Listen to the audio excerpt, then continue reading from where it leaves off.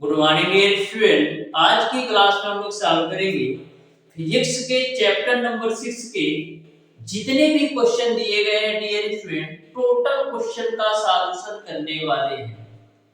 इसके पहले ऑलरेडी इस चैप्टर यानी कार्य सामर्थ्य एवं ऊर्जा पर एक क्लास मैंने ऑलरेडी ले रखा है, जिसमें मैंने आपको बेसिक कॉन्सेप्ट के साथ साथ थ्योरी पार्ट को बिल्कुल शानदार तरीके से क्लियर करवा दिया है।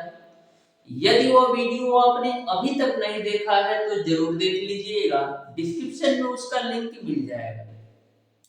डियर स्टूडेंट, इस चैप्टर से आपके पॉलिटेक्निक अथवा आईईआरटी एंट्रेंस एग्जाम में प्रत्येक वर्ष 2 से 3 क्वेश्चन पूछा जाता है। चाहे आप कोई सा भी प्रीवियस ईयर पेपर सेट उठा करके देख लीजिए, चाहे आप पॉलिटेक्निक एंट्रेंस एग्जाम का पेपर उठा करके देख लीजिए या आईईआरटी एंट्रेंस एग्जाम का, दोनों ही एग्जाम में डियर स्टूडेंट इस चैप्टर से 2 से 3 क्वेश्चन प्रत्येक वर्ष पूछा जाता है। और जो भी क्वेश्चन आपसे पूछे जाएंगे डियर स्टूडेंट, बिल्कुल सिंपल और आसान होंगे। मैक्सिमम आप 5 से 7 सेकंड के अंदर किसी भी क्वेश्चन को इस चैप्टर के सॉल्व कर सकते हो। बस आपको बेसिक कॉन्सेप्ट इस चैप्टर का अच्छी तरीके से पता होना चाहिए। डियर स्टूडेंट, आज की क्लास में हम लोग इस चैप्टर के प्रत्येक क्वेश्चन को बिल्कुल शानदार तरीके से, अच्छी तरीके से समझते हुए चलेंगे, जिससे आपको किसी भी क्वेश्चन में किसी भी प्रकार का डाउट और कंफ्यूजन ना हो। वैसे भी डियर स्टूडेंट, जो हमारे डेली वाले स्टूडेंट है यानी कि डेली बेसिस पर जो हमारी क्लासेस लेते हैं, उनको अच्छी तरीके से पता होगा कि किसी भी सब्जेक्ट का, किसी भी चैप्टर को मैं किस तरीके से कॉन्सेप्ट क्लियर कराता हूं। कि ऐसे ऐसे स्टूडेंट हमको देखने को मिलते हैं कि मैंने तो पेड कोर्स इस प्लेटफॉर्म से लिया है, मैंने तो पेड कोर्स इस प्लेटफॉर्म से लिया है, लेकिन वहां पर जो पढ़ाया जाता है हमको समझ में नहीं आता है। इसलिए सर मैं डेली बेसिस पर आपकी क्लासेस लेता हूं। एक बात मैं बता दूं डियर स्टूडेंट, हमारे चैनल के माध्यम से आपको पॉलिटेक्निक अथवा आईईआरटी एंट्रेंस एग्जाम 2024 की बिल्कुल फ्री कंप्लीट तैयारी करवाई जाएगी यूट्यूब पर। जो भी स्टूडेंट अभी तक हमारे चैनल ओडी स्टडी पॉइंट को सब्सक्राइब नहीं किया है, जरूर सब्सक्राइब कर लीजिएगा डियर स्टूडेंट। इस चैनल के माध्यम से आपको पॉलिटेक्निक अथवा आईईआरटी एंट्रेंस एग्जाम 2024 की बिल्कुल फ्री कंप्लीट तैयारी करवाई जाएगी। एकमात्र यही आपका चैनल है जहां पर आपको बिल्कुल फ्री कंप्लीट तैयारी करवाई जाएगी पॉलिटेक्निक अथवा आईईआरटी एंट्रेंस एग्जाम की। इसके पहले भी मैंने तैयारी करवाया है, आप 2023 को उठा करके देख लीजिए, 2022 को उठा करके देख लीजिए, 2021 को उठा करके देख लीजिए। मैं बिल्कुल फ्री यूट्यूब पर कंप्लीट कोर्स आपको देता हूं। हमारा किसी भी प्रकार का कोई पेड कोर्स नहीं चलता है। मैं बिल्कुल जितना भी कंटेंट देता हूं फुल डेडिकेटेड यूट्यूब पर हमारा होता है।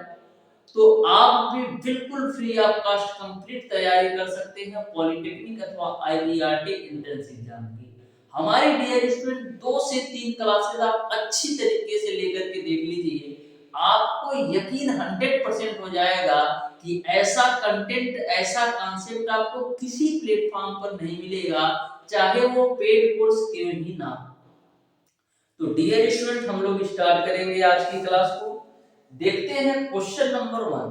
तो क्वेश्चन नंबर 1 आपका इस प्रकार से है, किसी इंजन की सामर्थ्य 1 अश्वशक्ति है, इसका तात्पर्य है। तो किसी इंजन का सामर्थ्य 1 अश्वशक्ति है, इसका तात्पर्य क्या है? इसका तात्पर्य यह है डियर स्टूडेंट कि 1 अश्वशक्ति में कितना बराबर होता है। 1 अश्वशक्ति की जो वैल्यू होती है, 1 हार्स पावर की जो वैल्यू होती है डियर स्टूडेंट, वो आपका 746 वाट या 746 जूल प्रति सेकंड के बराबर होती है। अब देखो कौन सा ऑप्शन में दिया है, ए वाला ऑप्शन में दिया है या ए वाला।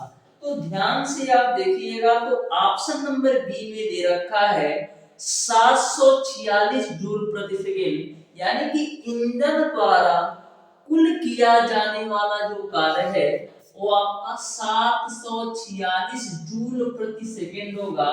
यही किसी इंजन की सामर्थ्य यदि एक अश्व शक्ति है तो इसका यही तात्पर्य है कि ईंधन द्वारा किया जाने वाला जो कुल कार्य है वो आपका 746 जूल प्रति सेकेंड होगा। यदि आपका 746 जूल प्रति सेकेंड नहीं ऑप्शन में होता तो आपका 746 वाट होता। ऐसा इसलिए होता है डियर स्टूडेंट क्योंकि 1 वाट की जो वैल्यू होती है वह 1 जूल प्रति सेकेंड के बराबर होती है। तो क्लियर समझ में आ गया होगा, यानी क्वेश्चन नंबर 1 का ऑप्शन नंबर बी सही हो जाएगा। क्वेश्चन नंबर 2 को आप ध्यान से देखिएगा। क्वेश्चन नंबर 2 में बोला गया है कि एक घोड़ा 20 न्यूटन के बल द्वारा किसी गाड़ी को 5 मीटर तक खींचता है तो घोड़े द्वारा किया गया कार्य क्या होगा। तो घोड़े द्वारा किया गया कार्य क्या होगा ये आपको बताना है। तो किया गया कार्य W बराबर क्या होता है, W बराबर आपका होता है डियर स्टूडेंट F इनटू का S। तो F की वैल्यू दे रखा है 20 न्यूटन और S की वैल्यू दे रखा है 5। तो किया गया कार्य क्या होगा 5 गुणे 2 जूल, 20 गुणे 5 जूल, यानी क्वेश्चन नंबर 2 का ऑप्शन नंबर जो है डियर स्टूडेंट सी सही हो जाएगा। देखिएगा डियर स्टूडेंट क्वेश्चन नंबर 3 को भी बिल्कुल सिंपल और आसान क्वेश्चन होंगे, मैं बिल्कुल आसान भाषा में आपको समझाऊंगा। क्वेश्चन नंबर 3 आपका है डियर स्टूडेंट कि 10 किग्रा की वस्तु को पृथ्वी के गुरुत्व बल के विरुद्ध 10 मीटर उठाने में किया गया कार्य क्या होगा ये आपको बताना है। 10 मीटर उठाने में किया गया कार्य क्या होगा ये आपको बताना है।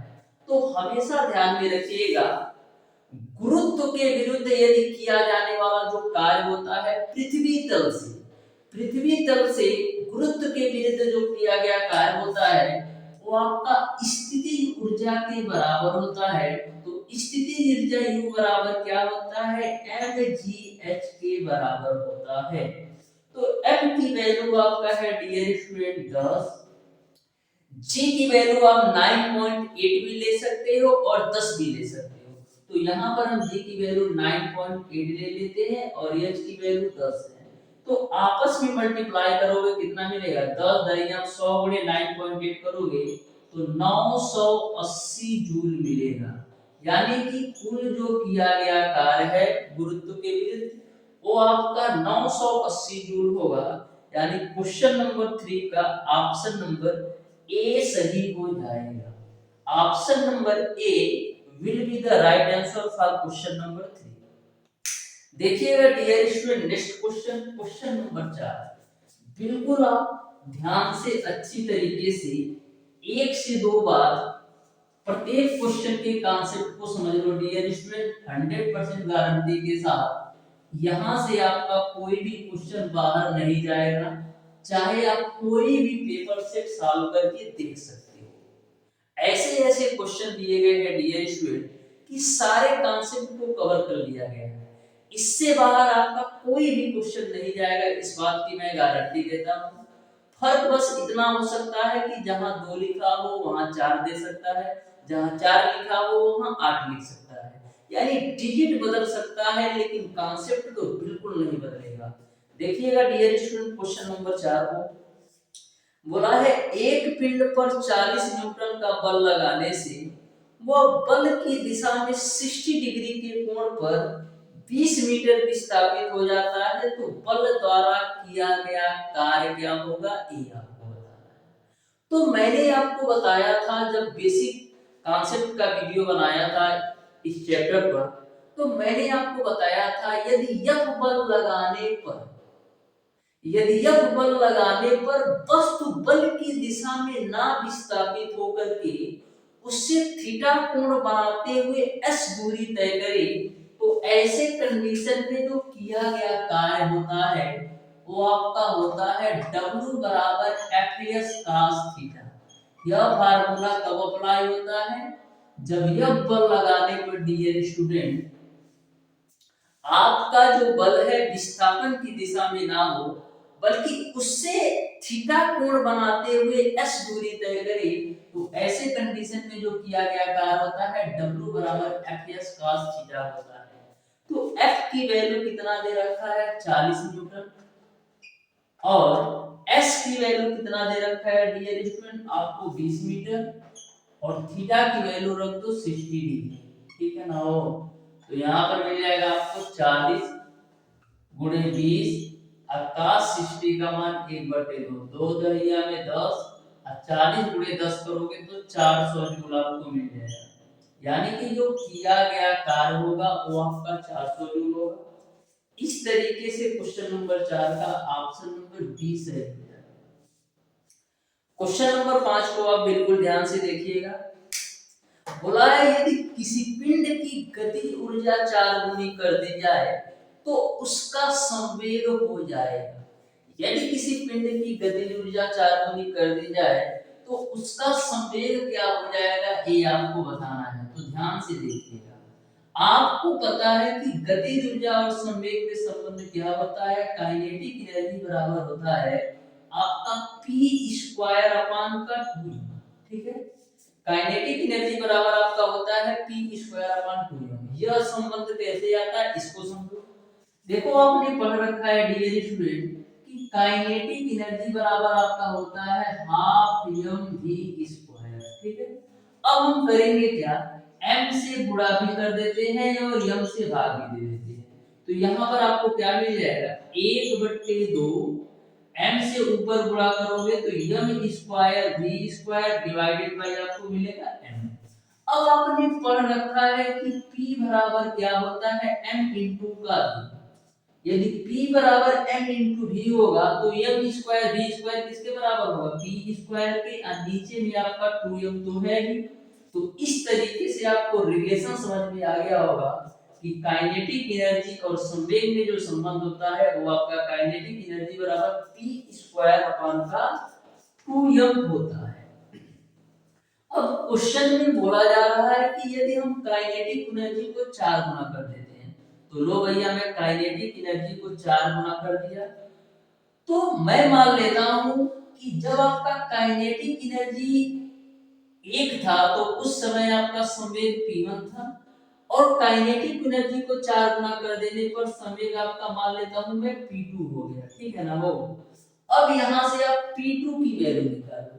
किसकी वैल्यू निकालो, p2 की वैल्यू निकालो। तो देखो कैसे निकालेंगे, तो इसको आप मान लो समीकरण 1 और इसको मान लो समीकरण 2। समीकरण 1 में 2 से भाग दे दो तो देखो मिलेगा आपको काइनेटिक एनर्जी बराबर p1 स्क्वायर अपान 2m बटे kinetic energy 4 of kinetic energy बराबर p2 का स्क्वायर अपान का 2m हो जाएगा, ठीक है। मैंने समीकरण 1 से समीकरण 2 में भाग दे दिया। अब देखो 2m से 2m को अपचा में, काइनेटिक एनर्जी से काइनेटिक एनर्जी को अपचा में, तो मिलेगा क्या, आपको मिलेगा 1/4 बराबर p1 का स्क्वायर बटे का p2 का स्क्वायर। तो यहां से आप p2 की वैल्यू निकालोगे, क्या मिलेगा 2p1 के बराबर। यानी कि हम यदि गति ऊर्जा को 4 गुनी कर देते हैं तो जो हमारा संवेग होगा प्रारंभिक संवेग का 2 गुना हो जाएगा। यदि हम गति ऊर्जा को 4 गुनी कर देते हैं तो जो हमारा संवेग होगा प्रारंभिक संवेग का 2 गुना हो जाएगा। ऐसे ही यदि आपसे पूछा जाए यदि हम गतिज ऊर्जा को 9 गुना कर दे तो संवेग क्या होगा, तो गतिज ऊर्जा को यदि आप 9 गुना कर दोगे तो संवेग आपका 3 गुना हो जाएगा। उसी प्रकार से यदि आप गतिज ऊर्जा को 16 गुना कर दोगे तो संवेग आपका 4 गुना हो जाएगा। यही मैं आपको समझाना चाहता था। इस तरीके से डियर स्टूडेंट क्वेश्चन नंबर 5 का ऑप्शन नंबर बी सही हो जाएगा, यानी कि संवेग जो आपका होगा वो 2 गुना हो जाएगा। देखिएगा डियर स्टूडेंट क्वेश्चन नंबर 6 को भी, जो कि बिल्कुल सिंपल और आसान सा ये भी क्वेश्चन है। आप ध्यान से क्वेश्चन नंबर 6 को पढ़िए और बताइए डियर स्टूडेंट इस क्वेश्चन का कौन सा ऑप्शन सही होगा। क्वेश्चन नंबर 6 में आपसे पूछा गया है कि कार्य का मात्रक नहीं है। चारों ऑप्शंस को आपको ध्यान से देखना है और बताना है कार्य का मात्रक कौन सा नहीं है। तो आप एक ऑप्शन देख रहे होंगे कि मेगावाट दिया है, तो मेगावाट जो आपका होता है कार्य का मात्रक नहीं होता है, ये आपका शक्ति का मात्रक है। इस तरीके से क्वेश्चन नंबर 6 का ऑप्शन नंबर सी सही हो जाएगा। क्वेश्चन नंबर 6 का ऑप्शन नंबर सी सही हो जाएगा। मेगावाट कार्य का मात्रक नहीं है और 1 मेगावाट की जो वैल्यू होती है 10⁻6 वाट के बराबर होती है। क्वेश्चन नंबर 7 है आपका डियर स्टूडेंट, दो वस्तुओं के संवेग समान है यदि उनके द्रव्यमान m1 व m2 हो तथा गतिज ऊर्जाएं k1 व k2 हो तो k1 बट्टे k2 का मान क्या होगा, ये आपको बताना है। तो ध्यान से देखना क्वेश्चन नंबर 7 को भी, बिल्कुल सिंपल सा क्वेश्चन है। पहले कभी भी किसी भी क्वेश्चन को पढ़ो ना तो उसके कॉन्सेप्ट को समझो। बोला है दो वस्तुओं के संवेग तो समान है, उनके द्रव्यमान m1 और m2 है और जो गतिज ऊर्जाएं हैं k1 और k2 है, तो आपको k1 बट्टे k2 का मान बताना है। तो k1 बराबर क्या होगा, k1 बराबर आपका होगा p² अपान का 2m1, k2 बराबर क्या होगा p² अपान का 2m2। सही ठीक बात है ना, क्योंकि दोनों के संवेग बराबर है। तो यहाँ भी संवेग मैंने p कर दिया और यहाँ पर भी संवेग p कर दिया। अब k1 बट्टे k2 का मान निकालो, तो k1 बट्टे k2 का मान निकालो, क्या आएगा, k1 का मान आपका है p² अपान 2m1, k2 का मान है आपका p² अपान 2m2। अब देखो p² से p² कैंसिल, तो k1 बटे k2 की वैल्यू क्या मिलेगी, मिल जाएगा आपका 2m2 डिवाइडेड बाय 2m1 की 2 से 2 कैंसिल, तो यहां से आपको k1 बटे k2 की वैल्यू क्या मिलेगी m2 अपान m1। इस तरीके से k1 बटे k2 की जो वैल्यू होगी m2 अपान m1 के बराबर होगी, यानी क्वेश्चन नंबर 7 का ऑप्शन नंबर सी सही हो जाएगा। इस तरीके से आप देख सकते हैं कितने बेसिक कॉन्सेप्ट से मैंने इस क्वेश्चन को भी आपको समझाया। देखिएगा dear student next question, question number 8, ध्यान से समझिएगा, बिल्कुल सिंपल सा क्वेश्चन है। क्वेश्चन नंबर 8 है आपका डियर स्टूडेंट, 1 किग्रा द्रव्यमान का पत्थर का टुकड़ा जो है 25 मीटर की ऊंचाई से स्वतंत्रतापूर्वक गिराया जाता है।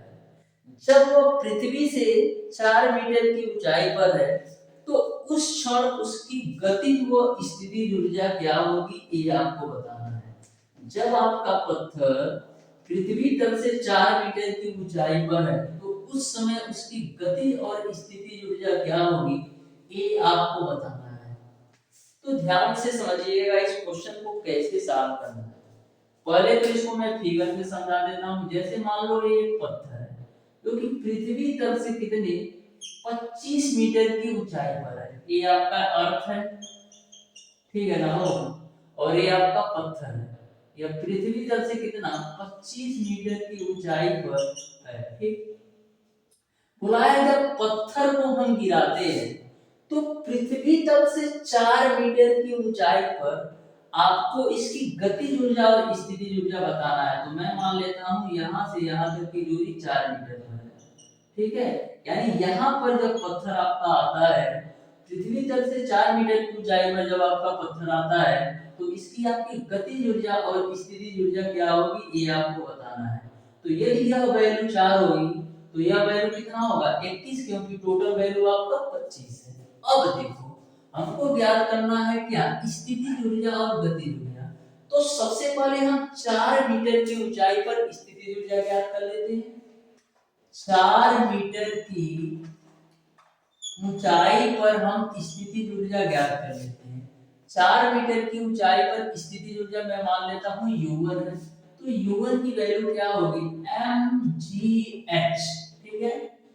तो m की वैल्यू आपका कितना है, m की वैल्यू आपको दे रखा है 1 किलो और g की वैल्यू आप ले लो 10 और h की वैल्यू आपका है 4, यानी कि 40 जूल जो है 4 मीटर की ऊंचाई पर जो स्थितिज ऊर्जा होगी वो आपका 40 जूल होगा।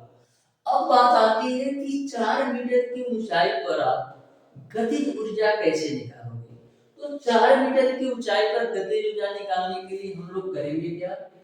25 मीटर की ऊंचाई पर स्थितिज ऊर्जा में से 4 मीटर की ऊंचाई पर हम स्थितिज ऊर्जा यदि घटा दें तो हमको 4 मीटर की ऊंचाई पर गतिज ऊर्जा पता चल जाएगा। मैंने क्या बोला? 25 मीटर की ऊंचाई पर जो स्थितिज ऊर्जा आपका है उससे में से 4 मीटर की ऊंचाई पर स्थितिज ऊर्जा घटा दीजिएगा तो आपको इस पॉइंट पर जो गतिज ऊर्जा है वो आपको पता चल जाएगा। तो यहाँ पर हम निकाल लेते हैं 25 मीटर की ऊंचाई पर स्थितिज ऊर्जा मैं मान लेता हूँ U2 है। तो U2 की वैल्यू क्या आएगी? mgh के बराबर ही होगा। तो m की वैल्यू कितनी है? 8, g की वैल्यू 10 और ऊंचाई का मान कितना होगा? 25, क्योंकि हम 25 मीटर की ऊंचाई पर स्थितिज ऊर्जा निकाल रहे हैं। तो यहाँ पर आपको मिल जाएगा 250 जूल। अब देखो 25 मीटर की ऊंचाई पर स्थितिज ऊर्जा है 250 जूल और 4 मीटर की ऊंचाई पर स्थितिज ऊर्जा है आपका 40 जूल। तो गतिज ऊर्जा निकाल लो U2 माइनस का U1 से, यानी 25 मीटर की ऊंचाई पर स्थितिज ऊर्जा में से 4 मीटर की ऊंचाई पर स्थितिज ऊर्जा घटा दो तो 250 में से 40 घटाओ कितना मिलेगा? 210 जूल। इस तरीके से गतिज ऊर्जा आपका 210 जूल होगा और स्थितिज ऊर्जा जो होगा वो आपका 40 जूल होगा। यानी क्वेश्चन नंबर 8 का ऑप्शन नंबर जो है सी सही हो जाएगा। Option number C will be the right answer for question number 8। Next question को आप बिल्कुल ध्यान से देखिएगा डियर स्टूडेंट। Question number 9। ऐसे ही क्वेश्चन डियर स्टूडेंट आपको टॉपर बनाते हैं। यदि आप कॉन्सेप्ट से पढ़ के जाओगे तो ऐसे क्वेश्चन को बिल्कुल अच्छी तरीके से फोड़ कर आओगे। ऐसे ही क्वेश्चन आपको टॉपर बनाएंगे। जो स्टूडेंट पढ़ा नहीं होगा यही क्वेश्चन उसके लिए टफ हो जाएगा, लेकिन देख सकते हैं कितना सिंपल सा यही क्वेश्चन है। ध्यान से देखिएगा डियर स्टूडेंट क्वेश्चन नंबर 9 को। क्वेश्चन नंबर 9 में बोला गया है कि 500 ग्राम का पिंड 40 मीटर प्रति सेकंड के वेग से हवा में फेंका जाता है। पिंड की अधिकतम ऊंचाई पर ऊर्जा क्या होगी ये आपको बताना है। पिंड की अधिकतम ऊंचाई पर ऊर्जा क्या होगी ये आपको बताना है। तो 500 ग्राम के पिंड को हवा में 40 मीटर प्रति सेकंड के वेग से फेंका जाता है तो अधिकतम ऊंचाई पर ऊर्जा क्या होगी पिंड की ये आपको बताना है। तो जो अधिकतम ऊंचाई पर पिंड की ऊर्जा होगी वो आपका काइनेटिक एनर्जी होगा। तो काइनेटिक एनर्जी बराबर क्या होता है? Half mv²। तो हाफ हो गया। m की वैल्यू कितनी आएगी? 500 ग्राम की यहाँ बात हो रही है तो 1 किलो में 1000 ग्राम होता है। 1 किलो में 1000 ग्राम होता है तो 500 ग्राम में कितना होगा? आधा किलो यानी 1/2 होगा। गुणे v की वैल्यू आपका 40 है तो 40 गुणे 40 कर दो। अब देखो 2 पिसैया में 40 और 2 पिसैया में 40 तो 20 गुणे 20 करोगे कितना होगा? 400 जूल। इस तरीके से अधिकतम ऊंचाई पर जो ऊर्जा होगी वो आपका 400 जूल होगा। यानी क्वेश्चन नंबर 9 का ऑप्शन नंबर डी सही हो जाएगा। Option number D will be the right answer for question number 9। देखिएगा dear student next question, question number 10 को भी, जो कि बिल्कुल सिंपल और आसान सा हेवी क्वेश्चन है। आप ध्यान से देखिएगा, अच्छी तरीके से आपको सारे क्वेश्चन के कॉन्सेप्ट में क्लियर कराऊंगा। क्वेश्चन नंबर 10 आपका है, एक लड़का जिसका द्रव्यमान 50 किलो है अपने साथ 10 किलो का एक बक्सा लेकर सीढ़ियों पर 10 मीटर ऊंची छत पर 1 मिनट में चढ़ जाता है तो लड़के की सामर्थ्य। तो यहाँ पर आपको समझने की बात ये है डियर स्टूडेंट कि जो टोटल द्रव्यमान है वो आपका 60 किलो होगा।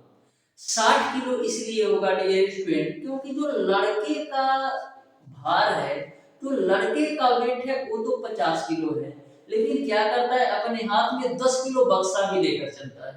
तो टोटल वेट कितना हो जाएगा? 50 किलो लड़के का और 10 किलो बक्सा का, यानी कि जो टोटल जो द्रव्यमान है वो तो आपका हो जाएगा 60 किलो। तो लड़के की सामर्थ्य बता दो तो P बराबर क्या होता है? W बट्टे का T या हम लिख सकते हैं W की जगह पर mgh अपान का t, ठीक है ना हो। अब सारी वैल्यू रख दो, तो m की वैल्यू आपका है 60, g की वैल्यू चाहे आप 10 ले लो या 9.8 ले लो, यहाँ पर 9.8 है तो 9.8, h की वैल्यू 10, अब समय का मान कितना आएगा 60 सेकंड आएगा, क्योंकि यहाँ पर 1 मिनट में चढ़ जाता है, तो 1 मिनट में कितना 60 सेकंड, तो 60 से 60 95 और 9.8 का गुणा करोगे 10 में तो 98 क्या आएगा वाट आएगा, 98 वाट आएगा। इस तरीके से डियर स्टूडेंट क्वेश्चन नंबर 10 का ऑप्शन नंबर ए सही हो जाएगा। ऑप्शन नंबर ए जो है बिल्कुल राइट आंसर होगा क्वेश्चन नंबर 10 का, यानी कि लड़के की जो सामर्थ्य होगी वो आपका 98 वाट होगा। देखिएगा dear student next question, question number 11, तो बिल्कुल आप ध्यान से देखिएगा क्वेश्चन नंबर 11 को भी, जो कि बिल्कुल सिंपल और आसान सा ये भी क्वेश्चन है। तो क्वेश्चन नंबर 11 आपका है डियर स्टूडेंट, 10 अश्वशक्ति की मोटर द्वारा 7.46 मीटर गहरे कुएं से प्रति सेकंड पानी खींचा जा सकता है, ये आपको बताना है। यानी कि प्रति सेकंड हम कितना पानी खींच सकते हैं ये बताना है, यानी यम की वैल्यू हमको बताना है। तो ध्यान से इस क्वेश्चन को देखिएगा, बहुत ही बेहतरीन क्वेश्चन है और थोड़ा सा इसमें कॉन्सेप्ट आपको लगाना है। तो 10 अश्वशक्ति को सबसे पहले हम वाट में चेंज कर लेते हैं, यानी कि जो P की वैल्यू दे रखा है वो आपको दे रखा है 10 अश्वशक्ति, यानी कि 10 हार्स पावर, ये आपका हार्स पावर है जिसको हम अश्वशक्ति हिंदी में बोलते हैं। तो एक अश्वशक्ति की वैल्यू कितना होता है 746, तो 10 गुणे 746 कर लो तो ये वाट में कन्वर्ट हो जाएगा, यानी कि आपका 7460 वाट हो जाएगा, ये आपका शक्ति P की वैल्यू, ठीक है।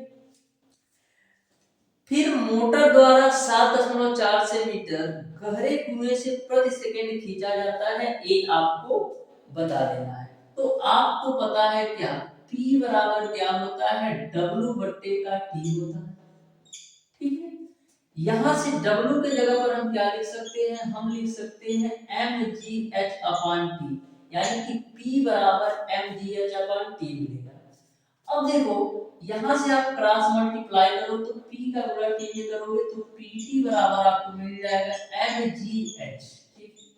हमको वैल्यू किसका निकालना है, m की वैल्यू निकालना है, यानी कि प्रति सेकंड हम कितना पानी खींच सकते हैं ये आपको बताना है। तो यहां से m की जो वैल्यू आएगी वो आपको मिलेगा pt अपान का gh। अब सारी वैल्यू रखो, तो p की वैल्यू कितना है, P की वैल्यू आपने देखा है कि 7460 है, और T की वैल्यू कितना है, T की वैल्यू कितना है डियर स्टूडेंट, T की वैल्यू कितना है, प्रति सेकंड की बात की जा रही है ना, तो T की वैल्यू आपका 1 हो जाएगा बट्टी G की वैल्यू आपका 10 है, और H की वैल्यू कितना है, H की वैल्यू आपका है 7.46 मीटर, तो 7.46 मीटर। अब देखो कितना सिंपल सा इसका कॉन्सेप्ट है, तो ऊपर 7460 है तो 7460 ही रख दो।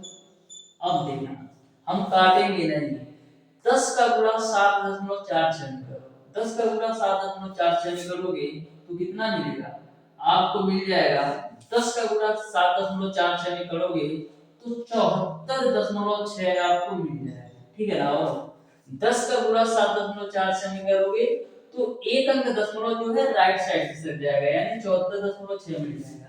अब 74.6 से 746 को काटोगे तो 10 बार में कटेगा, और एक जीरो है तो एक जीरो चिपका दो, यानी फाइनली आपको मिल जाएगा 100 किलो, फाइनली आपको मिल जाएगा 100 किलो, यानी कि प्रति सेकंड जो पानी खींचा जा सकता है वो 100 किलो खींचा जा सकता है।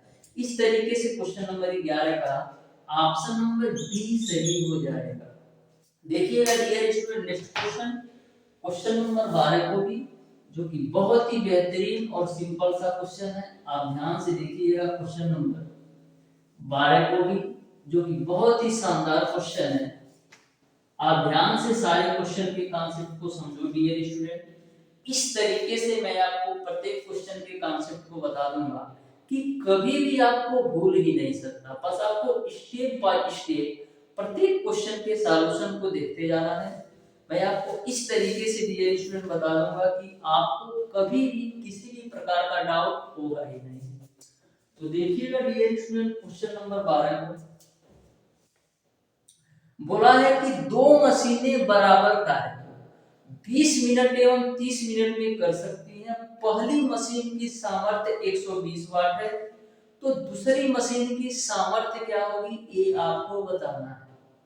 तो यहाँ पर सबसे पहले क्वेश्चन का मेन पॉइंट ये है कि दो मशीनें बराबर कार्य को, दो मशीनें बराबर कार्य को यानी कि दोनों मशीनें के लिए की जो कार्य है वो आपका बराबर है, यानी W की वैल्यू बराबर है। तो ध्यान से देखिएगा क्वेश्चन नंबर 12 तो आपका क्या होता है P बराबर आपका होता है डियर स्टूडेंट W बट्टे का T। तो पहली मशीन के लिए P1 बराबर क्या हो जाएगा W बट्टे का T1 और दूसरी मशीन के लिए क्या होगा P2 बराबर आपका हो जाएगा W बट्टे का T2। क्योंकि दोनों के समान कार्य हैं इसलिए मैंने यहाँ पर भी W रख दिया और यहाँ पर भी W कर दिया, क्योंकि दोनों मशीनें समान कार्य करती हैं। अब यहाँ से आप P1 बट्टे P2 की वैल्यू निकालो, तो P1 बट्टे P2 बराबर क्या मिलेगा, तो P1 की वैल्यू आपका है W बट्टे का T1, अब P2 की वैल्यू आपका है W बट्टे का T2। ठीक है, ये देखो W से W खपचा में, तो P1 बट्टे का P2 की जो वैल्यू आएगी वो आपको मिल जाएगा T2 बट्टे का T1। ठीक है ना वो। अब देखो ध्यान से P1 की वैल्यू कितना दे रखा है, पहली मशीन की सामर्थ्य 120 वाट है, तो P1 की जगह पर रख दो 120। P2 की वैल्यू निकालना है, T1 की वैल्यू कितना दे रखा है, T1 की वैल्यू आपको दे रखा है 20 मिनट, T1 की वैल्यू आपको दे रखा है 20 मिनट और T2 बट्टे T1 है ना वो, तो T2 की वैल्यू कितना है, T2 की वैल्यू आपका है 30 मिनट और T1 की वैल्यू आपका है 20 मिनट।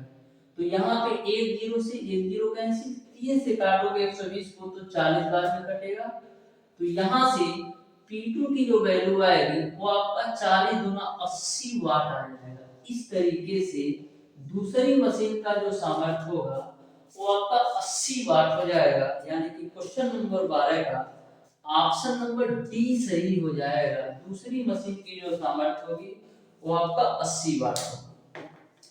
देखिएगा dear student next question, question number 13 को, तो बिल्कुल आप ध्यान से सारे क्वेश्चन के कॉन्सेप्ट को समझिए डियर स्टूडेंट, सारे क्वेश्चन आपको बिल्कुल शानदार तरीके से समझ में आएंगे। देखिएगा क्वेश्चन नंबर 13 को, क्वेश्चन नंबर 13 में बोला गया है कि एक तालाब से 60 मीटर ऊंचाई पर स्थित एक टंकी में 20 घन मीटर जल भरा है। वह टंकी एक पंप के द्वारा तालाब से जल से 3 घंटे 16 मिनट में भर जाती है। तो पंप की सामर्थ्य क्या है ये आपको बताना है।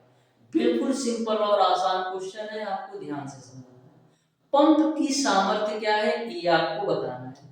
तो सबसे पहले यहाँ पर आपको दे रखा है टंकी में 20 घन मीटर जल आता है, टंकी में 20 घन मीटर जल आता है। तो एक घन मीटर कितने के बराबर होता है, तो एक घन मीटर जो आपका होता है वो आपका 1000 किलो के बराबर होता है। एक घन मीटर जो आपका होता है 1000 किलो के बराबर होता है। तो यहाँ पर बात की गई है टंकी जो है 20 घन मीटर जल आता है टंकी में, तो यहाँ पर सबसे पहले हम यम की वैल्यू निकाल लेते हैं। 20 घन मीटर जो है टंकी में जल आता है, तो एक घन मीटर में 1000 किलो होता है, तो 20 घन मीटर में क्या होगा 20 गुणे 1000, यानी कि आपका 20,000 किलो जो है टंकी की क्षमता है, यानी कि टंकी में 20,000 किलो जो है जल आता है। नेक्स्ट यहाँ पर बोला गया है कि तालाब के जल से 3 घंटे 16 मिनट में भर जाती है, यानी कि जो समय का मान है 3 घंटे 16 मिनट। तो तो 3 घंटे 16 मिनट को आप मिनट में चेंज करो तो 1 घंटा में 60 मिनट होता है। 1 घंटा में 60 मिनट होता है तो 3 घंटा में कितना मिनट होगा? 180 मिनट। 3 घंटा में कितना मिनट होगा? 180 मिनट और प्लस का आपका 16 मिनट और है तो 196 मिनट हो गया। ठीक है, अब इस 196 मिनट को हम सेकंड में चेंज करना चाहेंगे तो क्या करेंगे? 60 से गुणा कर देंगे क्योंकि 1 मिनट में 60 सेकंड होता है। इस तरीके से जो t की वैल्यू होगी 196 गुणे 60 सेकंड हो जाएगा। ठीक है ना? अब यहां से आप सामर्थ्य निकाल सकते हो तो p बराबर क्या होता है? mgh अपान का t होता है। ठीक है, यहां पर m की वैल्यू कितनी है? m की वैल्यू आपका है 20,000, g की वैल्यू आप ले लो 9.8, h की वैल्यू आपका कितना है? h की वैल्यू आपका कितना है डियर स्टूडेंट? h की वैल्यू आपको दे रखा है 60 मीटर। ठीक है, h की वैल्यू आपका 60 मीटर बट्टे का t की वैल्यू आपने कितना निकाला? 196 गुणे का 60। ठीक है, अब देखो 60 से 60 बचा है। अब देखना एक जीरो से हम इस दशमलव को हटाएंगे तो एक जीरो से इस दशमलव को हटाएंगे तो यहाँ से जीरो हटा दो और यहाँ से दशमलव हटा दो। ठीक है ना? अब देखो 98 गुना कितना होता है? 98 गुना आपका होता है 196। अब 2 से आप काटोगे 2000 को तो कितनी बार में कटेगा? 1000 बार में। यानी P की जो वैल्यू आएगी वो कितना मिलेगा? 1000 वाट। यानी कि जो पंप की सामर्थ्य है वो आपका 1000 वाट हो जाएगा। इस तरीके से क्वेश्चन नंबर 13 का ऑप्शन नंबर डी सही हो जाएगा। ऑप्शन नंबर डी जो है बिल्कुल राइट आंसर होगा।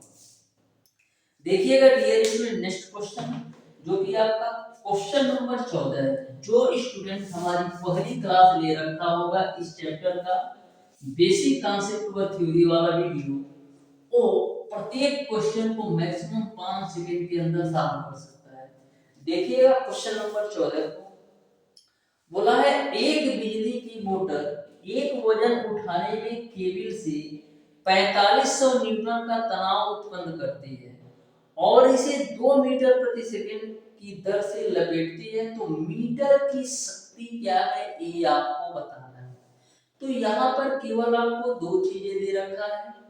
पहला आपको बल का मान दे रखा है, दूसरा आपको वेग का मान दे रखा है। तो ध्यान से देखना, मैंने आपको क्या बताया? मैंने आपको बताया था डियर स्टूडेंट आपको किसका मान बताना है? आपको शक्ति का मान बताना है। मैंने आपको बताया था कि P बराबर आपका होता है W बट्टे का T। ठीक है, तो P बराबर W बट्टे T तो W बराबर क्या होता है? F इंटू का S बट्टे का T। अब देखो F तो F ही रहेगा, यहाँ पर देखो दूरी बट्टे समय है, यह आपका दूरी बट्टे समय है और दूरी बट्टे समय बराबर क्या होता है? 4। यानी P बराबर F इंटू V हम लिख सकते हैं। अब आप क्वेश्चन सॉल्व कर लो तो F की वैल्यू आपका है 4500 न्यूटन और V की वैल्यू आपका है 2 तो फाइनली आपको मिल जाएगा 9000 वाट। क्या वाट में ऑप्शंस आपका दिया है? वाट में आपका ऑप्शंस नहीं दिया है, किलोवाट में दिया है। तो 9000 वाट को यदि मैं किलोवाट में चेंज करना चाहूं तो कितना मिलेगा? 9 किलोवाट, क्योंकि 1 किलोवाट में 1000 वाट होता है। 1 किलोवाट में 1000 वाट होता है तो 9 किलोवाट में आपका 9000 वाट हो जाएगा। यानी 9000 वाट को हम 9 किलोवाट लिख सकते हैं। इस तरीके से क्वेश्चन नंबर 14 का ऑप्शन नंबर बी जो है ना बिल्कुल राइट आंसर। देखिएगा डियर स्टूडेंट क्वेश्चन नंबर 15 को भी जो कि बहुत ही सिंपल और आसान सा ये भी क्वेश्चन है। प्रत्येक क्वेश्चन के कॉन्सेप्ट को आप ध्यान से समझिए। इस तरीके से देखिए डियर स्टूडेंट मैंने बहुत सारे क्वेश्चनों का कॉम्बिनेशन लेकर आया हूं आपके लिए जिससे आपको सारी चीजें अच्छी तरीके से समझ में आ सके। बस आप डियर स्टूडेंट पेशेंस के साथ अच्छी तरीके से प्रत्येक क्वेश्चन को एंजॉय करते जाइए। सारे क्वेश्चन को मैं बिल्कुल इस तरीके से आपको बताऊंगा कि सारे क्वेश्चन आपको हलवा देंगे। आप एग्जाम में देखते ही क्वेश्चन को पूरी तरह से निचोड़ जाओगे, क्वेश्चन को भी पूरी तरह से खा जाओगे। बस आप प्रत्येक क्लास को, प्रत्येक क्वेश्चन को बिल्कुल अच्छी तरीके से एक बार यदि समझ लेते हो तो 100% गारंटी के साथ आपको किसी भी प्रकार का डाउट और कंफ्यूजन नहीं होगा। क्योंकि डियर स्टूडेंट मैं इस तरीके से आपको पढ़ाता ही हूँ कि आपको किसी भी प्रकार का डाउट और कंफ्यूजन हो ही ना, इस तरीके से मैं आपको बताता ही हूँ। अब चलते हैं डियर स्टूडेंट नेक्स्ट क्वेश्चन पर। बिल्कुल ध्यान से आपको सारी चीजें समझते चलना है। आपका समय बहुत कीमती है डियर स्टूडेंट, तो इस समय को आपको जाया नहीं करना है। बिल्कुल ध्यान से सारे क्वेश्चन के कॉन्सेप्ट को समझते हुए चलना है। लास्ट के 3 से 4 महीने बिल्कुल अच्छी तरीके से अपने आप को तैयार कर लेना है, जिससे आपका सिक्योर सिलेक्शन हो जाए IELTS और पॉलिटेक्निक कॉलेज में। जिस भी ब्रांच से आप एडमिशन लेना चाहते हैं उस ब्रांच से आपका एडमिशन 100% होगा। बस आप पूरी क्लासेस अच्छी तरीके से लेते जाओ।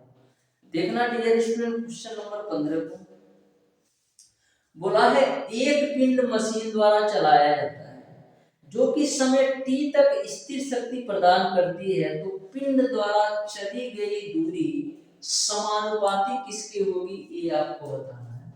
पिंड द्वारा चली गई दूरी समानुपाती किसकी होगी, ये आपको बताना है। तो ध्यान से देखिएगा क्वेश्चन नंबर 15। पिंड द्वारा चली गई दूरी समानुपाती किसकी होगी, ये आपको बताना है। तो P बराबर क्या होता है, P बराबर आपका होता है W बट्टे का T। W बराबर क्या होता है F इंटू का F डिवाइडेड बाय T, ठीक है ना। अब देखना हमको यहाँ पर चाहिए F की वैल्यू, तो F की वैल्यू कैसे निकालोगे, देखो कैसे निकालोगे। तो F बराबर क्या होता है M इंटू का A होता है, ठीक है ना। F बराबर M इंटू A बराबर होता है, तो यहाँ से देखो आपने A भी पढ़ रखा है, S बराबर क्या होता है UT प्लस का हाफ AT स्क्वायर। लेकिन यहाँ पर जो प्रारंभिक वेग है वो आपका 0 है, तो S बराबर UT plus half AT square तो होता है, लेकिन प्रारंभिक वेग 0 है तो UT का मान 0 हो जाएगा, यानी S बराबर आपको हाफ AT स्क्वायर मिल जाएगा।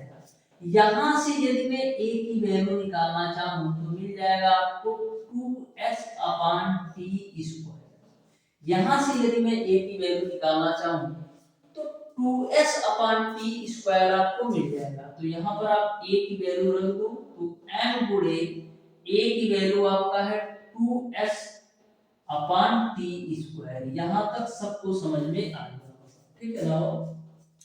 यहाँ तक सबको समझ में आ गया होगा। अब यहाँ पर आप f की वैल्यू रखो, तो देखना f की वैल्यू रखोगे तो क्या मिलेगा। f की वैल्यू आपका क्या है 2ms अपॉन t स्क्वायर, ये आपका f की वैल्यू है, ठीक है। गुणे में आपका s है तो मैंने s कर दिया, और नीचे में ऑलरेडी t है तो मैंने t कर दिया। मैंने क्या किया f की जगह पर 2ms अपॉन t स्क्वायर रखा, s आपका पहले से था तो s रख दिया, और नीचे t था तो मैंने t कर दिया। ये आपका p के बराबर है, ठीक है। यहाँ तक अच्छी तरीके से सबको समझ में आ गया होगा। यहाँ तक अच्छी तरीके से सबको समझ में आ गया होगा। तो यहाँ से p बराबर क्या मिलेगा, यहाँ से p बराबर आपको मिलेगा 2ms square divided by t का whole cube, divided by t का आपका होल क्यूब। तो यहाँ पर यदि मैं डिवाइडेड बाय t का होल क्यूब, यहाँ पर आपका रिलेशनशिप जो बताना है वो आपका विस्थापन से संबंध बताना है। तो यहाँ पर यदि मैं p और m को कांस्टेंट मानते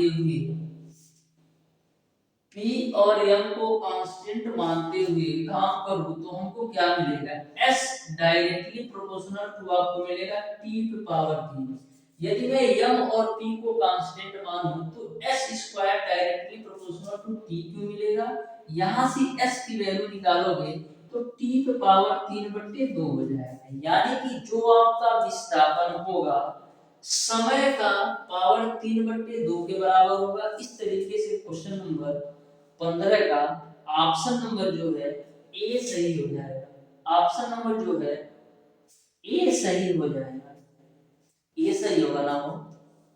हाँ, ऑप्शन नंबर ए जो है बिल्कुल राइट आंसर होगा, यानी कि जो विस्थापन होगा समय का पावर 3/2 के बराबर होगा। इसको मैं एक बार चेक भी कर लेता हूँ, 2 सेकंड आप दीजिएगा।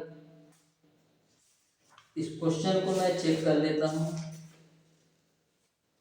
तो क्वेश्चन नंबर 15 का है, क्वेश्चन नंबर आपका, एक मिनट, ठीक है। तो यहाँ पर क्वेश्चन नंबर 15 का ऑप्शन नंबर ए सही होगा, बिल्कुल सही है। जो विस्थापन होगा उस समय की पावर 3/2 के बराबर हो जाएगा। देखिएगा dear student, next question, question number 16। तो बिल्कुल आप ध्यान से देखिए, प्रत्येक क्वेश्चन बिल्कुल इंपॉर्टेंट क्वेश्चन है। प्रत्येक क्वेश्चन डियर स्टूडेंट आपके एग्जाम पॉइंट ऑफ व्यू से अति महत्वपूर्ण क्वेश्चन है। किसी भी क्वेश्चन को आपको अंडर एस्टिमेट नहीं करना है कि ये तो क्वेश्चन आना ही नहीं है। प्रत्येक क्वेश्चन अपने आप में इंपॉर्टेंट है, क्योंकि कौन सा क्वेश्चन आपसे एग्जामिनर पूछ ले इसका कोई भरोसा नहीं। इसलिए मैं प्रत्येक चैप्टर के प्रत्येक कॉन्सेप्ट के साथ साथ प्रत्येक क्वेश्चन को आपको डिस्कस कराता हूं, जिससे आपको किसी भी प्रकार का कहीं से भी एग्जामिनर क्वेश्चन पूछ ले आपसे छूटे ना। देखिए क्वेश्चन नंबर 16 को डियर स्टूडेंट, बोला है 1 टन भार का कार को 30 किलोमीटर प्रति घंटे की चाल से समतल सड़क पर चलाया जाता है। अतिरिक्त अश्वशक्ति जो कि इंजन की विकसित करनी होगी ताकि वही चाल 5 में 1 की प्रवणता वाली ढाल के साथ ऊपर की ओर जाते हुए बनाई रखी जा सके, ये आपको बताना है। तो सबसे पहले क्वेश्चन को ध्यान से समझो। 1 टन का मतलब क्या होता है? 1 टन का मतलब आपका होता है 1000 किलो, यानी एम की जो वैल्यू दे रखी है वो आपको दे रखा है 1000 किलो, ठीक है। फिर आगे आपको दे रखा है डियर स्टूडेंट, ताकि वही चाल 5 से 1 की प्रवणता, 5 से 1 की प्रवणता का मतलब ये है डियर स्टूडेंट कि साइन थीटा की जो वैल्यू है 5 से 1 की प्रवणता 1/5 आपको दे रखी है, यही आपका 5 में 1 की प्रवणता होती है, ठीक है। यहां तक आपको क्लियर है। अब देखिएगा जो सारी वैल्यू आपको दे रखा है वो आपका मीटर प्रति सेकंड में दे रखा है। सारी वैल्यू जो आपको दे रखा है मीटर प्रति सेकंड में दे रखा है, लेकिन जो आपका चाल है ना डियर स्टूडेंट, वो आपको किलोमीटर प्रति सेकंड में दे रखा है। तो जो आपका चाल किलोमीटर प्रति घंटा में है, इसको हम मीटर प्रति सेकंड में चेंज कर लेते हैं। तो 30 किलोमीटर प्रति घंटा को मीटर प्रति सेकंड में चेंज करने के लिए क्या करेंगे, हम 5/18 से गुणा कर लेंगे। 6 3 18 और 6 25 30, यानी मिल जाएगा आपको 25/3 मीटर प्रति सेकंड, ठीक है। यहां से आप आसानी से सामर्थ्य निकाल सकते हो, यहां से आसानी से सामर्थ्य निकाल सकते हो। तो P बराबर क्या होता है? प्रवणता के केस में P बराबर आपका होता है mg sin थीटा इनटू का v। प्रवणता के केस में P बराबर होता है mg sin थीटा इनटू का v। तो m की वैल्यू 1000 है, g की वैल्यू आप 9.8 रख लो, sin थीटा की वैल्यू आपका 1/5 है और v की वैल्यू आपका है 25/3, ठीक है। अब देखो क्या कटने वाला है, यहां पर हम क्या करते हैं यार, 9.8 की जगह बजाय 10 ही ले लेते हैं, सिंपल हो जाएगा कैलकुलेशन, ठीक है। g की वैल्यू हम 10 ही लेते हैं, ठीक। अब देखो 5 से काटोगे तो 5 दूना आपका 10 होगा, ठीक है। तो देखो 1000 गुणे 2 करोगे तो आपको मिल जाएगा 2000 गुणे 25 बटे का आपका 3 मिल जाएगा। अब देखो पहले कि ऑप्शंस किस में दे रखा है, ऑप्शंस आपको दे रखा है अश्वशक्ति के रूप में। तो यहाँ पर 2000 गुणे 25/3 है, 2000 गुणे 25/3, ये आपका किस में है, वाट में। लेकिन आपके जो ऑप्शंस दे रखे हैं वो आपका अश्वशक्ति में है। ए जो वैल्यू है ये आपका वाट में है, लेकिन आपके ऑप्शन से जो दे रखे हैं वो आपका अश्वशक्ति में है।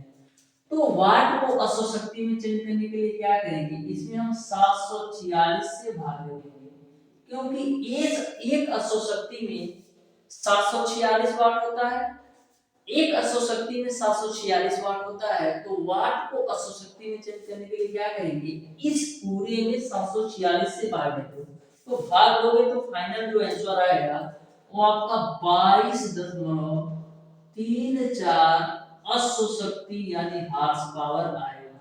इस तरीके से डियर स्टूडेंट क्वेश्चन नंबर 16 का जो बिल्कुल राइट आंसर होगा वो आपका 22.34 यानी क्वेश्चन नंबर 16 का dear student option number C सही हो जाएगा।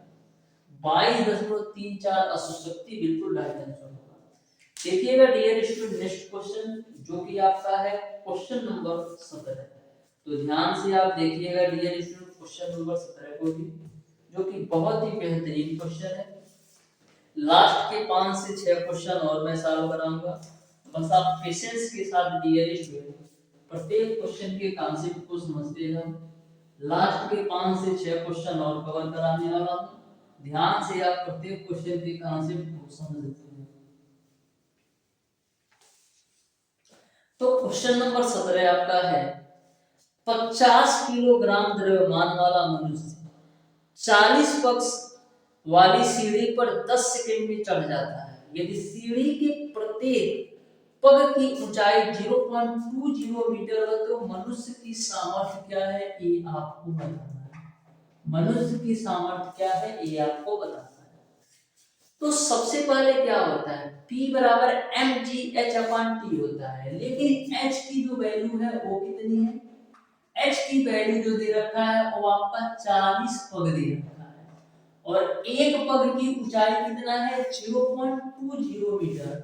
तो 40 पग की ऊंचाई कितनी होगी, 40 गुणे 0.20 मीटर। अब 40 का पूरा 20 में करोगे तो कितना होगा 800 होगा। कितने अंक पे दशमलव लगाना है, 2 अंक पे दशमलव लगाना है, यानी फाइनली आपको मिल जाएगा 8 मीटर। यानी कि जो टोटल ऊंचाई है वो आपका 8 मीटर है। यहां तक आपको क्लियर है। अब आसानी से p की वैल्यू निकाल सकते हो। p बराबर क्या होता है mgh/t, mgh/t। तो m की वैल्यू कितना दे रखा है 50, g की वैल्यू आप ले लो 9.8, h की वैल्यू 8 डिवाइडेड बाय t। तो t की वैल्यू आपको कितना दे रखा है, t की वैल्यू आपको दे रखा है 10। तो 10 से काटोगे तो 5 बार में 10 बचे 50। तो p की वैल्यू कितना मिल जाएगा, 5 गुणे 8 करोगे तो 40 हो जाएगा, 40 गुणे 9.8, ठीक है। 4 से गुणा कराओ तो 4×32, 4×32, या तो यार सीधा है ना, एक जीरो से एक दशमलव को खोपचा में भेज दो, तो 4×32, 4×9 = 36 और 3 कितना होगा 39, यानी p की जो वैल्यू होगी 392 वाट होगा। यानी कि क्वेश्चन नंबर 17 का जो राइट आंसर होगा वो आपका ऑप्शन नंबर बी सही हो जाएगा। यानी कि 392 वाट जो होगा वो मनुष्य की सामर्थ्य हो जाएगी। इसी प्रकार से देखिएगा डियर स्टूडेंट क्वेश्चन नंबर 18 को भी, जो कि आपका बिल्कुल सिंपल और आसान सा क्वेश्चन है। स्प्रिंग से रिलेटेड क्वेश्चन पूछा गया है, जो कि बहुत ही बेहतरीन क्वेश्चन है। तो क्वेश्चन नंबर 18 आपका है डियर स्टूडेंट, एक किग्रा के द्रव्यमान स्प्रिंग से लटका देने पर 1 सेंटीमीटर का खिंचाव उत्पन्न होता है। तो स्प्रिंग की ऊर्जा क्या है ये आपको बताना है। एक किग्रा के द्रव्यमान स्प्रिंग से लटका देने पर 1 सेंटीमीटर का खिंचाव उत्पन्न होता है। तो स्प्रिंग की ऊर्जा क्या है ये आपको बताना है। तो स्प्रिंग की ऊर्जा F, स्प्रिंग की ऊर्जा क्या है ये आपको बताना है। तो स्प्रिंग की ऊर्जा F बराबर क्या होता है K इंटू का x, ठीक है, K इंटू का x।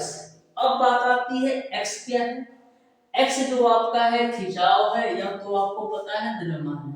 तो F बराबर क्या होता है m इंटू का g बराबर K इंटू का x। अब सारी वैल्यू रखो और K का मान निकालो।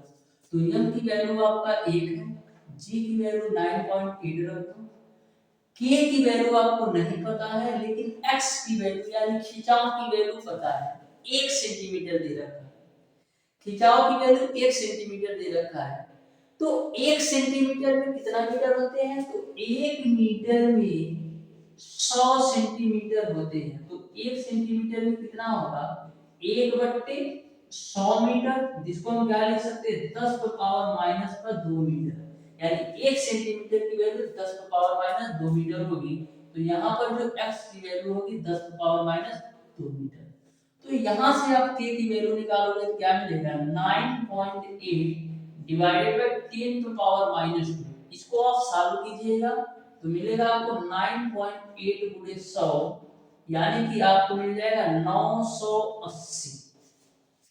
के की जो वैल्यू मिल जाएगी वो आपको 980 मिल जाएगी। अब स्प्रिंग में संचित स्थिति ऊर्जा आप निकाल सकते हो। स्प्रिंग में संचित स्थिति ऊर्जा बराबर क्या होता है? U बराबर 1/2 kx² होता है। तो 1/2 k की वैल्यू आपका 980 है और x की वैल्यू कितना है? x की वैल्यू यदि हम मीटर में देखें तो 10⁻² मीटर है। x की जो वैल्यू है 10⁻² मीटर में है और 10⁻² का स्क्वायर करोगे तो 10⁻⁴ हो जाएगा। 2 से काटोगे तो 2 चौक 8, 2 9 18 0, यानी फाइनली आपको क्या मिल जाएगा? 490 गुणे 10⁻⁴। इसको आप कैलकुलेट करिएगा तो कितने अंक पे दशमलव लगेगा? 4 अंक पे दशमलव लगेगा, क्योंकि 10⁻⁴ है। यानी कि क्या 4 अंक पे दशमलव लगाओ तो क्या मिलेगा? 0.0490। इस तरीके से स्प्रिंग में संचित स्थिति ऊर्जा होगी वो आपका 0.0490 होगा। यानी क्वेश्चन नंबर 18 का ऑप्शन नंबर ए सही हो जाएगा। ठीक है ना? ओ देखिएगा dear student, next question, question number 19, जो कि बिल्कुल कॉन्सेप्ट पर क्वेश्चन पूछा गया है। बिल्कुल सिंपल और आसान है, आप ध्यान से देखिएगा। क्वेश्चन नंबर 20 को भी, क्वेश्चन नंबर 20 में पूछा गया है कि यम द्रव्यमान के एक कण का संवेग p है तो इसकी गतिज ऊर्जा क्या होगी? m द्रव्यमान के एक कण का संवेग p है तो इसकी गतिज ऊर्जा क्या होगी? तो गतिज ऊर्जा बराबर क्या होता है? गतिज ऊर्जा बराबर आपका होता है p²/2m। जैसा कि मैं आपको चिल्ला चिल्ला के बताते आ रहा हूं कि गतिज ऊर्जा और संवेग में जो संबंध होता है वो आपका p²/2m बराबर होता है गतिज ऊर्जा के। यानी क्वेश्चन नंबर 20 का ऑप्शन नंबर डी सही हो जाएगा। क्वेश्चन नंबर 31 आपसे पूछा गया है, सॉरी ये आपका क्वेश्चन नंबर 19 था, ये आपका क्वेश्चन नंबर 19 था। क्वेश्चन नंबर 20 को देखो, बोला है स्वतंत्रता पूर्वक गिरते हुए वस्तु। तो पहले क्लास में तो बताया था कि जब कोई वस्तु आपका स्वतंत्रता पूर्वक ऊपर से नीचे की तरफ गिरती है तो ऐसे कंडीशन में उसकी गतिज ऊर्जा बढ़ती है तथा स्थितिज ऊर्जा घटती है। कब? यदि कोई भी पिंड ऊपर से नीचे स्वतंत्रता पूर्वक गिरती है तो ऐसे कंडीशन में उसकी जो गतिज ऊर्जा होती है वो आपका बढ़ती जाती है और स्थितिज ऊर्जा घटती है। यानी क्वेश्चन नंबर 20 का ऑप्शन नंबर बी सही होगा। क्वेश्चन नंबर 31 को आप ध्यान से देखिएगा डियर स्टूडेंट। बोला है निम्नलिखित में से ऊर्जा का सबसे बड़ा मात्रक है। तो ऊर्जा का जो सबसे बड़ा मात्रक है डियर स्टूडेंट वो आपका किलोवाट घंटा होता है। ऊर्जा का जो सबसे बड़ा मात्रक होता है डियर स्टूडेंट वो आपका क्या होता है? किलोवाट घंटा होता है। क्या होता है? किलोवाट घंटा होता है। अब 1 किलोवाट घंटा की जो वैल्यू होती है 3.6 गुणे 10⁻6 जूल के बराबर होती है।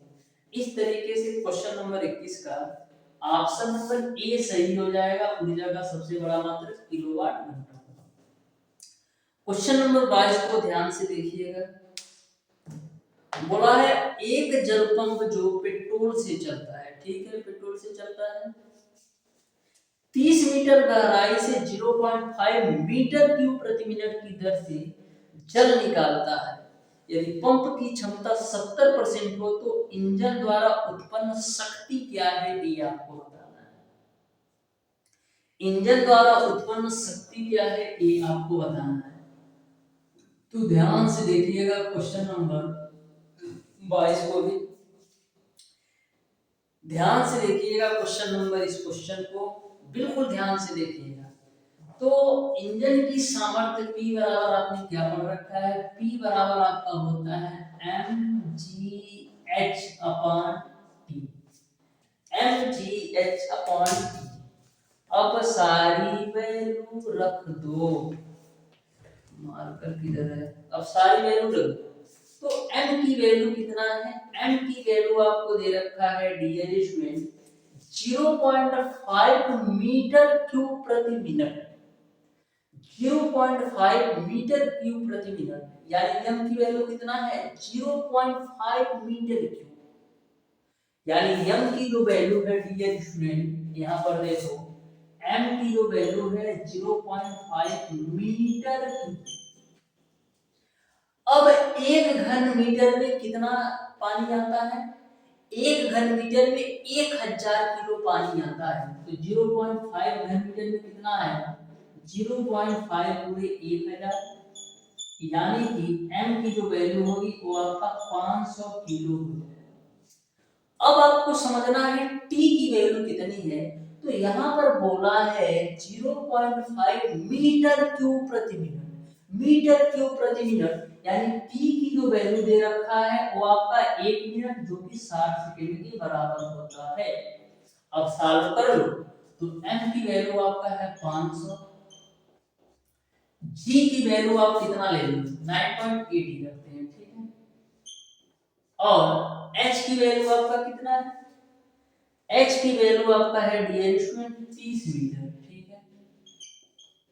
mgh हो गया और t की वैल्यू रख दो 60 है। 30 गुना कितना होता है? 60। 2 से काटोगे तो आपका, ठीक है, 2 से काटते हैं तो 2 चौक 8 और 2 9 18, तो मिल जाएगा आपको कितना? 500 गुणे 4.9। अब देखो यहाँ पर भी हम खेला करते हैं, ये दशमलव से ना है जीरो खत्म करते हैं, ठीक। अब देखो इंजन की जो शक्ति दे रखा है, इंजन की पंप की जो क्षमता दे रखा है 70% है। पंप की जो क्षमता है वो 70% है। हाई जो वैल्यू आपने निकाला है ये तो 100% के बराबर है, लेकिन क्षमता जो है पंप की 70% है। तो इसका आप 70% निकाल लो। तो 70% निकालने के लिए क्या करेंगे? 70% के लिए 100 से भाग देंगे, यानी कि यह जो वैल्यू है वो तो आपका 100% है, लेकिन इंजन की क्षमता 70% है, इसका मैंने 70% निकाल दिया।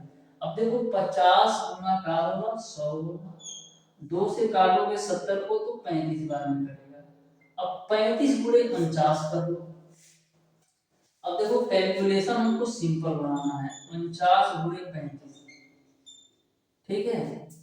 कैलकुलेशन सिंपल बनाना है तो देखो 35 को हम क्या लिख लेते हैं? हम लिख लेते हैं 70/2, ठीक है।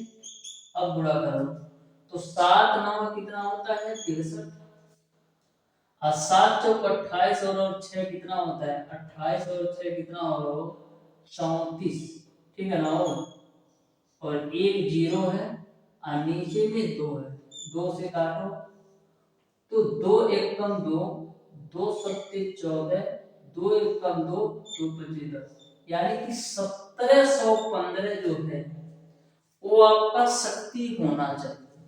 1715 जो है वो आपका शक्ति होना चाहिए। लेकिन जो है आपके जो बुक में ऑप्शंस दिया है वो पूरी तरह से गलत है। गलत इसलिए है डियर स्टूडेंट क्योंकि बुक का मैंने सॉल्यूशन देखा है तो 70% निकालने के लिए उन्होंने क्या किया पता है? क्या किया है? 70% निकालने के लिए उन्होंने 100/70 किया है, जो कि बिल्कुल गलत है। क्या कभी भी किसी भी वैल्यू का परसेंटेज निकालने के लिए ऊपर 100 और नीचे वैल्यू रखते हो? कभी भी ऐसा नहीं होता है। 70% का मतलब है 70/100 होना चाहिए, लेकिन इन्होंने जो सॉल्व किया है बुक में वो 100/70 पर सॉल्व किया है, इसलिए इनका जो आंसर आया है वो आपका 3500 है, जो कि बिल्कुल गलत है। एक बार आप इसको भी चेक कर लीजिएगा। यही आपका आंसर आना चाहिए, क्योंकि 70% 70/100 ही होता है, ना कि 100/70। देखिएगा डियर स्टूडेंट नेक्स्ट क्वेश्चन, जो कि लास्ट क्वेश्चन है आज की क्लास का। बचे क्वेश्चन को मैं नेक्स्ट क्लास में सॉल्व कराऊंगा, बस ध्यान से देख लो। लास्ट क्वेश्चन, क्वेश्चन नंबर 23, ठीक है। एक बंदूक से 5 ग्राम द्रव्यमान की गोली 100 मीटर प्रति सेकंड के वेग से छोड़ी जाती है। यदि बंदूक की नाल 1 मीटर लंबी है तो गैस के दहन से गोली पर लगने वाला बल क्या होगा, ये आपको बताना है। गैस के दहन से गोली पर लगने वाला बल क्या होगा, ये आपको बताना है। तो गोली की जो गतिज ऊर्जा होगी वो किसके बराबर होगी? गोली की जो गतिज ऊर्जा होगी वो आपको किसके बराबर होगी? काइनेटिक ऊर्जा के बराबर होगी। यानी गोली की जो गतिज ऊर्जा होगी वो आपका काइनेटिक ऊर्जा के बराबर होगी, यानी हाफ एम वी स्क्वायर के बराबर होगी, हाफ एम वी स्क्वायर के बराबर होगी। अब यहाँ पर जो आपकी गतिज ऊर्जा है वो कुल ऊर्जा के बराबर होगी। जो आपकी गतिज ऊर्जा है डियर स्टूडेंट वो आपका कुल ऊर्जा के बराबर होगी। तो गतिज ऊर्जा हाफ एम वी स्क्वायर, अब कुल ऊर्जा क्या होता है? कुल ऊर्जा बराबर आपका होगा F into S, यानी कि बल गुणे विस्थापन जो होगा वो आपका कुल ऊर्जा बराबर होगा गोली के गतिज ऊर्जा के। अब यहाँ पर आपसे बल की बात की गई है तो बल वैल्यू निकालो। तो F की वैल्यू क्या है? F की वैल्यू आएगी आपका mv square upon 2s, mv square upon 2s। अब सारी वैल्यू रख दो। तो m की वैल्यू आपने कितना दे रखा है? m की वैल्यू आपको दे रखा है 5 ग्राम। m की वैल्यू आपको दे रखा है 5 ग्राम। तो 5 ग्राम को यदि मैं किलो में चेंज करना चाहूं तो क्या 10⁻³ से गुणा करना पड़ेगा। क्यों? क्योंकि 1 किलो में 1000 ग्राम होता है। 1 किलो में कितना होता है? 1000 ग्राम होता है। यहां पर लिख लेते हैं यार, देखो 1 किलो में क्या होता है? 1000 ग्राम होता है। तो 1 ग्राम बराबर क्या होगा? 10⁻³ किलो। 1 ग्राम बराबर क्या होगा? 10⁻³ किलो। तो 5 ग्राम कितना होगा? 5 × 10⁻³ अब v की वैल्यू कितना दे रखा है? v की जो वैल्यू दे रखा है डियर फ्रेंड 100 मीटर प्रति सेकंड। v की जो वैल्यू दे रखा है 100 मीटर प्रति सेकंड दे रखा है, लेकिन यहाँ पर v स्क्वायर है तो 100 × 100 हो जाएगा बटे का 2। और s की वैल्यू कितना है? s की वैल्यू आपका 1 है, क्योंकि गोली की नाल की लंबाई 1 है। अब देखो यहाँ पर 10⁻³ है, तो हम क्या करते हैं? 3 जीरो को खुपचा में भेज देते हैं। 10⁻³ से 1 2 और है 3 जीरो खुपचा में, तो 10 × 5 है और नीचे में 2 है, तो 2 से काटो तो 2 × 5 10। 5 × 5 करोगे कितना मिलेगा? 25 मीटर। इस तरीके से गोली पर जो लगने वाला बल होगा वो आपका 25 न्यूटन होगा, यानी कि क्वेश्चन नंबर 23 का ऑप्शन नंबर बी सही हो जाएगा। इस तरीके से डियर स्टूडेंट आज की क्लास में मैंने आपको बताया है कार्य सामर्थ्य और ऊर्जा के क्वेश्चन नंबर 1 से लेकर के क्वेश्चन नंबर 23 तक के सारे प्रश्नों का बिल्कुल शानदार तरीके से सॉल्यूशन।